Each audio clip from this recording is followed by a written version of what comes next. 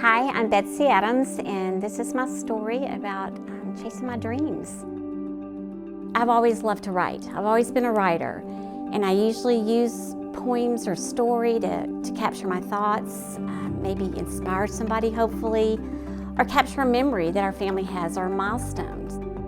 I guess my journey actually began last December, although I didn't realize it at the time. I was writing a book for my grandkids. Two of my grandchildren had just accepted Christ, and I had so much I wanted to share with them, so much I wanted to tell them. And so I wrote a quick 20-day devotional for them, very simple, short devotionals, and I filled it up with cute pictures of the grandkids, wrapped it up and gave it to them for Christmas. And I thought, that was that. That was fun. They seemed excited, and I was ready to move on. And I guess it was last January when I was doing the 21 days of prayer with our church, and I just kept thinking about writing and publishing. It's one of those things I knew I'd always wanted to do, never really thought I would, but it just stuck with me. I could not leave the thought that I wanted to write, that I wanted to publish. So I started praying about it, and those 21 days of prayer were a great time just to seek God in this desire, this passion to write.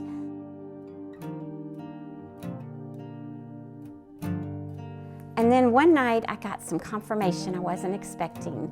I had gone early to our book study group. It was at my sister-in-law's house, and I was there early with Kathy Hall. And we were just talking. I had talked about the book I'd written. I just had shared it with a few people, gotten some great feedback, and was just talking again about that dream to write.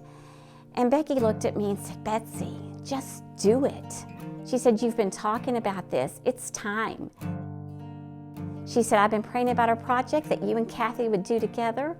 Been praying about a project you would write and she would illustrate it. So just do it." And I think that was the push I needed. I think that was the confidence I needed. The fact that maybe this wasn't a made-up dream. Maybe this was something God was calling me to do. So we started working on it. I worked on the book. Kathy Hall started thinking about illustrations. And it took us a while to get where we wanted to be. It took us a while to get to a project that we felt good about. Writing wasn't my struggle. My struggle was going to be publishing, and that was the dream. Part of it was setting up and working with a formatting team, a book production team, all those things that I had no idea what I was doing. I think I spent most of 2020 out of my comfort zone and just feeling helpless and feeling underqualified for sure. But every time there was a setback, God showed up. I learned something new. It gave me a chance to connect with different people, gave me an opportunity just to sense and feel a community that wanted to see me succeed. So we got the cover designed, we got the format all worked out, got everything uploaded to Amazon, ready to go. I pushed the button, the live button that said publish, and I thought, my book's out there. It is out there, it is published, I am an author. And then people started downloading it, and we realized it was not correct. This was right before my big public launch. The book was messed up. The pages were not showing up, the writing was all out of whack.